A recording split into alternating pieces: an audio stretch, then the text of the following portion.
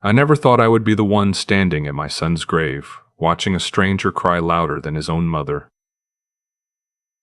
That was the moment everything started to unravel. Not the phone call, not the funeral home, not even the moment they closed the lid. It was watching that man, my son's business partner, Trevor Hollis, press a handkerchief to his dry eyes and shake hands with the pastor like they were old friends at a church picnic. Something in my chest went cold. Not grief cold, the other kind. Let me go back 3 days. I was in my workshop behind the house, the one my late wife Eleanor always said smelled like sawdust and stubbornness, when my phone rang. It was a number I didn't recognize, area code 312, Chicago. My son Owen had moved there 11 years ago to start his financial consulting firm. I almost let it go to voicemail. I was in the middle of fitting a joint on a rocking chair I'd been building for my granddaughter's birthday. I answered, "Mr. Caldwell, this is Detective Patricia Wren with the Chicago Police Department. I'm very sorry to be calling you like this. There's been an incident involving your son, Owen Caldwell." I sat down on my workbench stool. I don't remember deciding to sit. My legs just decided for me. "What kind of incident?" I said. Not a question. More like a statement I was trying to slow down. She told me Owen had been found unresponsive in his home office the night before. A housekeeper had called 911. By the time paramedics arrived, he was gone. Heart failure, the initial assessment suggested, though they were still waiting on the full autopsy. He was 43 years old. I held the phone against my ear for a long time after she finished talking. I could hear her breathing on the other end, waiting for me to say something. I finally said, "I'll be on the first flight out." Owen had built something real in Chicago, Caldwell Capital Partners, a boutique firm that managed wealth for high-net-worth families across the Midwest. He had 17 employees, a client roster worth close to $90 million under management, and an office on the 41st floor of a building downtown with a view of Lake Michigan that he used to joke was the only reason he'd signed the lease. He also had a wife, Vanessa. I want to be careful about how I describe my daughter-in-law, because I'm not a man who makes up his mind about people without evidence. Eleanor always said I gave people too much rope, but I had never warmed to Vanessa the way Owen wanted me to. She was beautiful, no question, polished in that particular way that comes from paying close attention to how things look. She laughed at all the right moments, said all the right things at Thanksgiving. But in the 9 years she and Owen were married, I never once had a conversation with her where I felt she was actually talking to me and not performing for an audience that only she could see. Owen loved her. That much I believed. He'd called me 6 months before he died to tell me they were trying for a second child. He sounded hopeful in a way I hadn't heard from him in years. When I landed at O'Hare and got into the car service, my phone showed 2 missed calls from Vanessa and 1 from Trevor Hollis. I called Vanessa back first. She answered on the second ring, voice thick. She said she was so glad I was coming that she needed help with the arrangements, that she didn't know how she was going to get through this. I told her I'd be there within the hour. I did not call Trevor back. I had met Trevor Hollis twice. Once at Owen's firm anniversary dinner 3 years ago, and once when I visited Chicago for Owen's birthday the following spring. He was the kind of man who filled a room the way smoke fills a room, gradually until you realize you can't quite breathe. He had a handshake that lasted a half second too long, and a habit of answering questions with questions. Owen called him his strategic mind. He had brought Trevor on as a managing partner 2 years into the firm's growth. By all accounts, they had built the business together. The funeral was on a Thursday, 4 days after I arrived. I sat in the front pew beside Vanessa and Owen's 8-year-old son Eli. Eli held my hand the entire service and didn't make a sound. I watched him the way you watch a small boat in a storm, hoping and praying and not quite believing everything is going to be all right. Trevor sat 2 rows back with his wife, a quiet woman named Sandra who kept her eyes on her lap. Near the end of the service, the pastor invited anyone who wished to share a memory to come forward. Trevor stood up before the echo of the invitation had even faded. He walked to the front with the confidence of a man who had rehearsed this. He spoke about Owen's vision, his integrity, his gift for seeing around corners. He talked about the firm they had built together as though it were a monument. At one point, he pressed his lips together and looked at the ceiling in a performance of grief, so practiced it had a tempo. And then he said something that stopped my heart. Owen would want us to make sure that everything he built is protected. That's what I intend to do. I intend to honor his legacy, every asset, every client relationship, every promise he made. He looked directly at Vanessa when he said it, not at the casket, not at the congregation, at her. She dropped her eyes to her lap and touched the strand of pearls at her throat. I don't know what made me look down at that moment. Maybe it was reflex, the way your eyes go to movement, but I noticed something then that I hadn't noticed when I arrived. Vanessa was not wearing her wedding ring. I told myself it was grief. People do strange things when they're in shock. She might have taken it off in the first terrible hours and forgotten to put it back on. I told myself that, but I kept thinking about the way Trevor had looked at her, and the way she had not looked back. That night, back at Owen's house, after Eli was in bed and Vanessa had gone upstairs with a glass of wine and a headache, I sat in Owen's study. It was a room he'd used as a home office when he worked late. 3 walls of bookshelves, a leather desk chair, a framed photograph on the desk of him and Eli at Wrigley Field last summer. I sat in that chair for a long time in the dark. Then I started reading. Owen had left his personal laptop on the desk unlocked. I want to be clear that I am not the kind of man who goes through other people's private affairs, but my son was dead, his 8-year-old was asleep upstairs, and something in my gut, the same gut that had kept me alive through 31 years of working construction sites before I retired, was telling me the story I'd been told was not the whole story. I opened his email. The most recent messages were condolences. Underneath those, business correspondence, client updates, quarterly reports, a thread about a compliance audit scheduled for the following month. I almost closed it. Then I saw a thread titled, the arrangement, from 7 weeks ago. The sender was an address I didn't recognize, a personal Gmail account, not a firm address. I opened it. It was from Trevor. Owen, we need to finalize this before the audit. The restructuring needs to look clean. I've already spoken to the attorney. If you're not willing to sign the transfer documents, I will move forward with the alternative we discussed. You know what's at stake. For both of us. Owen had not responded to that email. There were 3 more messages in the thread before it, going back 5 months. Each one escalating. The first was almost casual, a conversation between partners about restructuring equity holdings. By the 4th message, Trevor was no longer asking, he was telling. I read everything twice. Then I forwarded the entire thread to my own email address and closed the laptop exactly as I had found it. I did not sleep that night. The next morning, I drove downtown to Caldwell Capital Partners. I'd been there once before when Owen gave me a tour after they signed the lease. The receptionist, a young woman named Ashley, recognized me from a framed photo Owen kept near the front desk. She shook my hand and told me how sorry she was. I told her I had come to collect a few of Owen's personal items from his office. She looked uncomfortable. Mr. Caldwell, I'm so sorry. Mr. Hollis has asked that Mr. Owen's office remain as it is for now, until legal matters are sorted out. He was very specific about it. Legal matters, I said. Yes, sir.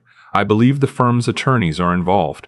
I wouldn't feel right letting anyone in without Mr. Hollis's approval. I thanked her and left.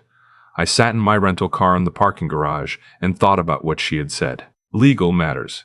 Trevor had moved within 72 hours of Owen's death to lock down Owen's office, before the funeral, before probate had even been initiated. I called a man named Dennis Pruitt, who had been Owen's personal attorney, not the firm's attorney, but his own private counsel. Owen had mentioned him once, given me his card at Christmas 2 years ago, said, if anything ever happens and you can't reach me, call Dennis. I had kept the card in my wallet without knowing why. Dennis answered on the second ring. When I told him who I was and why I was calling, there was a pause on the line that told me he had been expecting my call. Mr. Caldwell, he said, I think you should come to my office today. Dennis's office was in a quieter part of the loop, 3rd floor of a building that still had a manually operated elevator. He was a lean man in his late 60s with reading glasses pushed up on his forehead and the careful, unhurried way of speaking that I've only ever seen in people who have delivered a lot of bad news. He told me that 6 weeks before Owen died, Owen had come to see him. Owen had discovered that Trevor had been systematically moving client funds through a series of shell accounts, skimming management fees above the contractual amount, and had structured a transfer of equity that, if signed, would have diluted Owen's ownership stake from 51 to 9. Owen had refused to sign. He had been gathering documentation to take to the SEC and, if necessary, to federal prosecutors. He had also been afraid. He told me that Trevor had said some things that made him feel unsafe, Dennis said. He removed his glasses and set them on the desk. Owen didn't want to believe what he was thinking. He was still trying to find another explanation. Was there another explanation? I asked. Dennis was quiet for a moment. The autopsy came back this morning. Preliminary results indicate elevated levels of digoxin in his system. Owen had no prescription for digoxin. He had no heart condition. The room got very still. Digoxin is a cardiac medication. In therapeutic doses, it regulates the heart. In elevated doses, in a healthy 43-year-old man with no underlying condition, it will stop the heart. It will look, at first, like heart failure. I said, "What are the police doing?" "Detective Wren has been contacted. This is now a homicide investigation." I drove back to Owen's house. I parked in the driveway and sat there for 10 minutes before I went inside there for 10 minutes before I went inside. Eli was at school. Vanessa's car was in the garage, but when I walked in the front door, I heard voices in the kitchen. I stopped in the entryway. One voice was Vanessa's. The other was Trevor's. I stood in the hallway and I listened. I am not proud of it, but I listened. Trevor was saying that the attorneys needed one more signature from Vanessa to complete the estate transfer. Something about survivorship rights and partnership bylaws that would, in his telling, allow the firm to continue operating without Owen's shares being tied up in probate for years. He made it sound practical, responsible, something Owen would have wanted. Vanessa said, "Will this protect us?" Trevor said, "It protects everything we've worked toward." I walked into the kitchen. The way they both looked at me in that moment, the half second of something crossing their faces before the masks came back down, told me everything I needed to know. It wasn't surprise. It was calculation. "Trevor," I said, "I didn't know you were coming by." "James." He recovered quickly. He always did. "Just checking in on Vanessa, making sure she has what she needs." "That's kind of you," I said. "Owen always spoke highly of your generosity." I said it flat. He heard what I meant. He left 20 minutes later. Vanessa watched him go from the kitchen window and then turned to me with a careful expression that was working very hard to look like grief. "Dad," she said, "I know this is so much. For all of us." "It is," I said. "Tell me something, Vanessa." "Tell me something, Vanessa. When did you take your wedding ring off?" She looked at her hand, a fraction of a second too long. "At the hospital. When they called me in. I wasn't thinking. I can't find it now. I think it might be in my nightstand." "I hope so," I said. I went to the guest room, sat on the edge of the bed, and called Detective Wren. She came to the house the following morning, not in uniform. She sat at Owen's kitchen table with a notebook and a coffee mug and asked me to tell her everything from the beginning. I told her about the emails, about Dennis, about what I had overheard in the kitchen. She did not write things down the way I expected. She mostly listened, with the particular stillness of someone who is already building something in her mind. Before she left, she told me not to go anywhere. She told me not to confront anyone. She told me to let the process work. I told her I understood. I want to be honest about what followed, because the version of events that comes easy, the one where I stayed calm and let the law handle it, is not entirely true. 3 days later, I went back to Caldwell Capital Partners. I did not go to the front desk. I went to the parking garage entrance and used the keycard I had found in Owen's desk drawer, the backup he'd given me years ago when I visited, in case he got stuck in traffic and I arrived first. The card still worked. I took the elevator to the 41st floor. It was early, not yet 7. The office was empty except for the night cleaning staff, who were finishing up the kitchen area and did not look at me twice in my gray slacks and dress shirt. I walked to Owen's office. The door was locked, but Owen's keycard opened it. I knew I had maybe 20 minutes before the early arrivals started showing up. I wasn't looking for documents to take. I wasn't going to touch anything. I was looking for one thing, a backup drive Owen had mentioned to me on the phone 2 months ago. He'd said, almost in passing, that he'd started keeping a duplicate of certain files at the office in case anything happened to his laptop. He'd laughed when he said it, like he was embarrassed by his own caution. He kept it in the false bottom of the monitor stand on his desk. I knew this because Owen's grandfather, my father, had built that monitor stand in a woodworking class in 1987, and I had helped him. I knew exactly how the bottom panel was fitted. The drive was there. I took it. I drove directly to Dennis's office. I handed it to him and told him to get it to Detective Wren. Then I went back to the house, made Eli a grilled cheese sandwich for lunch, and helped him with his 3rd grade reading homework. We read about a boy who finds a dog and keeps him secret for an entire summer. Eli thought this was the best story he had ever heard. I told him it was a pretty good one. 4 days later, Trevor Hollis was arrested at his home in Evanston at 6:45 in the morning. He was charged with securities fraud, wire fraud, and first-degree murder. His attorney would later enter a not guilty plea, but the federal charges, the ones built from what was on that drive, combined with the bank records the SEC had already begun pulling, were substantial enough that there was no reasonable universe in which Trevor Hollis was going to see the outside of a courtroom without an escort. Vanessa's situation was more complicated. She had not known about the digoxin. Detective Wren told me this directly, and I believe it, not because I have any charity left for my daughter-in-law, but because the evidence supported it. What Vanessa had known about and participated in willingly was the financial scheme. She had been having an affair with Trevor for at least 14 months. She had agreed to sign documents that would have transferred Owen's equity stake under the guise of estate administration. She had done this while wearing funeral black and pressing a handkerchief to her face in the front pew of a church. She accepted a plea agreement. 18 months in federal prison, 3 years probation, restitution. Her attorney made a lot of noise about her being misled by Trevor, about the power dynamics of the relationship. The judge was not particularly moved. Eli came to live with me. That part I want to say plainly, without a lot of words around it. My grandson came to live with me in the house in Indiana where I built things in my workshop and where the smell of sawdust and stubbornness still hangs in the air. He started at the local elementary school in January. He made a friend named Cooper within the first week, which I take as evidence that he is more resilient than any 8-year-old should have to be. He calls me Grandpa James. He asked me once, about a month after he moved in, if his dad had been a good person. I put down the piece of wood I was sanding, and I thought about Owen at 12 years old. The summer he decided he wanted to learn to fish, standing in the shallows of the lake behind Eleanor's parents' house with his jeans rolled to his knees, furious and patient at the same time. I thought about the phone call 6 months before he died, that hopeful voice. I thought about the backup drive in the false bottom of a monitor stand that his grandfather had built, because Owen had been careful enough and scared enough to leave a trail. Yes, I told Eli, your dad was one of the best people I ever knew. Eli nodded, like that confirmed something he had already decided. He went back to drawing. He was making a picture of a dog, he told me, for a story he was writing at school. The dog's name was Secret. I picked up my sandpaper and kept working. The rocking chair was almost done. It had taken me longer than I planned, between the flights and the lawyers and the long nights sitting in Owen's study in the dark.